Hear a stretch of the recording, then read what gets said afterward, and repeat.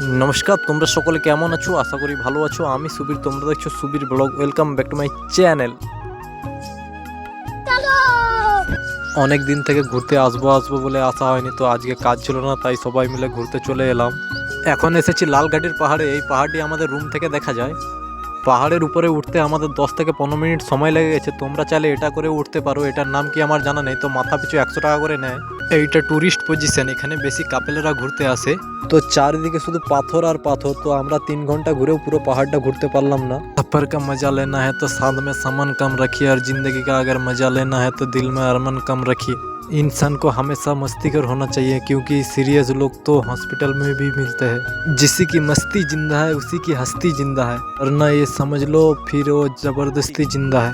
এটা ছিল শিব মন্দির। তো ভিতরে ভিডিও করা এলাও ছিল না, তাই বাদ থেকে ভিডিও করলাম। এই পাহাড়টির উপর দিয়ে পুরো ভোপালটা দেখা যায়।